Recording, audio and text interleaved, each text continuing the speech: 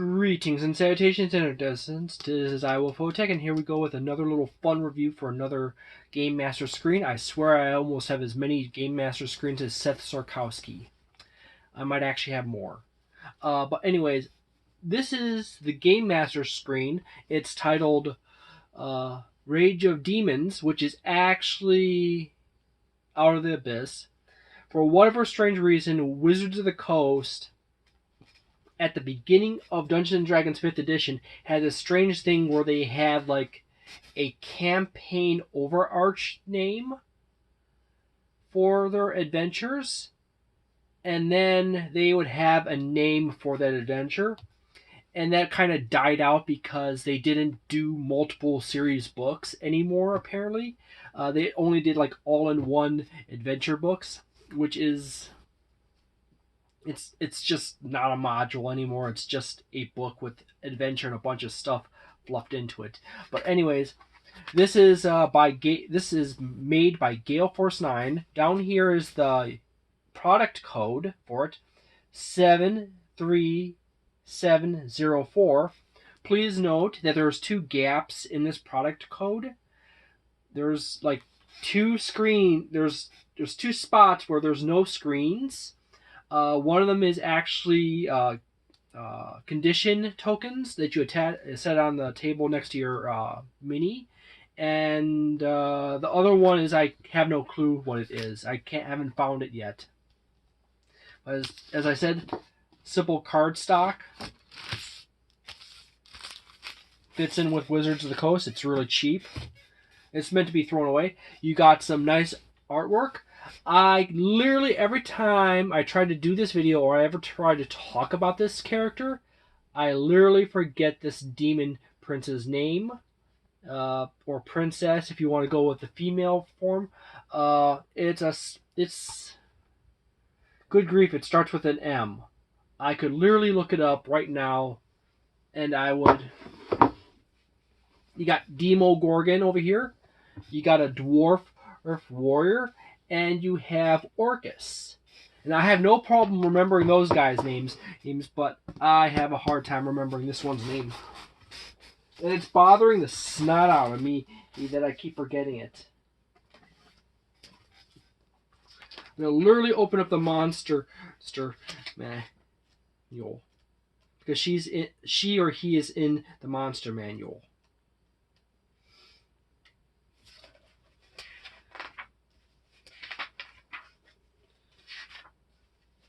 Or is she in the...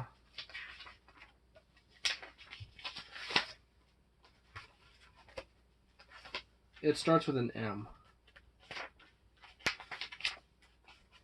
She might actually be in the next book. Oh well. Yeah, she's probably in the next book.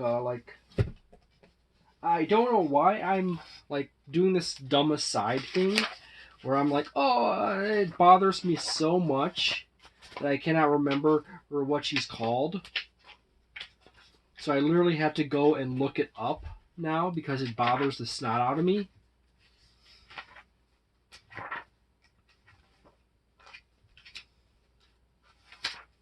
But anyways, no, she's in the third book. That's literally what it is. And they waited until the third book to include all the big shots in. Yeah, she's in the third book. She's in Mordenkainen's Tome of Foes. She's in the back, because she's literally one of the last ones. Zuktmoy. Yeah, that's you know what? I really should try to remember her name by remembering that she's much like Mark Zuckerberg. Tries to look good, but is actually a horrifying monster. But anyways,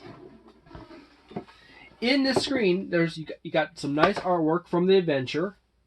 You got the goofy ass title they decide to do as an over theme for the adventure. And on the first panel, you have the Madness section, Madness rules for Dungeons & Dragons 5th edition, because apparently you're going to go mad by being exposed to them.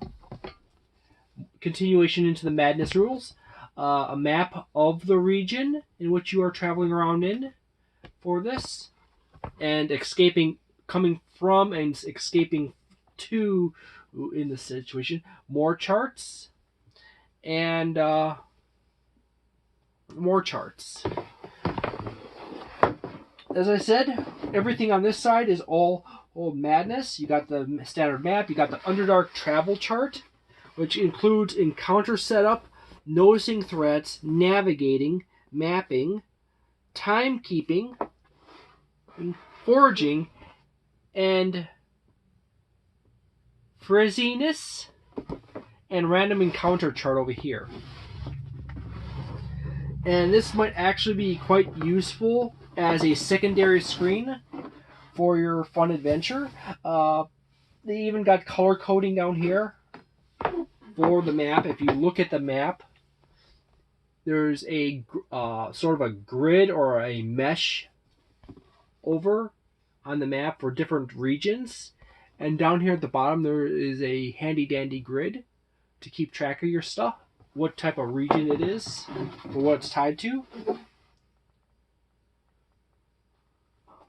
So you got upper dark, middle dark, lower dark, and all depths. I would say this is actually probably fairly useful for Out of the Abyss. I do believe, according to all my sources, that the Out of the Abyss adventure is kind of complicated. The best I can do as far as a rating for this is base it on a scale versus a bell curve based on my experiences looking at all the DM screens and looking through chunks of the adventures and whatever parts I have touched in them. And from what I can tell, that this is actually like the beginning of the first ones were the bottom end in quality in DM screens. This is actually a really nice cardstock Game Master screen or Dungeon Master screen. At the very beginning, the lowest quality screens for information were the first few. And I did those, Elemental Evil and Tyranny of Dragons. This is the magical point when the quality of the information starts improving. However, I don't know if any DM is going to 100% use all these charts in here. And it's not the standard boring stuff like conditions and loot item durability and stuff like that. You got the standard Game Master Dungeon Master screen for that. So I would definitely say that this would actually be as a good supplemental screen to your core screen. But this is not the screen you are probably going to be the most excited about. It does have a lot of the information at hand that you definitely would need for the adventure. Indefinite Madness table is a D100 table. Long-Term Madness, Curing Madness table, and Madness levels. So, it has Madness, has Underdark Travel table, has Encounter setup, Noticing Threats for the Underdark, Timekeeping in the Underdark, Navigating, Mapping, Foraging, and Freeziness, and random encounter events in the Underdark. Yeah, if you're going into the Underdark, I would say this would be a good side Dungeon Master screen for that. It's hard to put a score on this one because this is a very particular one that ties into insanity or madness. And why did I do air quotes for that? It ties into underground travel and in madness in central Sword Coast area. So, yeah. It's probably in that 3-star or 4-star. It's that gray zone in the 3-star zone. I can't say if it's like a 3-star or a 3.75 star or one, but it's in there. There's useful information here. You got your chart for your fast travel in the Underdark, your normal travel, and your slow travel. Miles per day in effect. which is kind of a weird thing because you're not exactly always traveling in a straight line when you're in caves. You're kind of spiraling around and going up and down and all kinds of stuff. But okay, it's probably just traveling on the total distance of travel on foot, as opposed to as the crow flies, which unless you can stone glide or earth glide, you can't really fly like the crow in the ground. So it looks actually quite useful and interesting. At some point, I'm going to have to actually run out of the abyss as a whole and actually get real use out of this Game Master screen. So I do like the map, although I'm not entirely bought on the fact that the map is going to be super useful.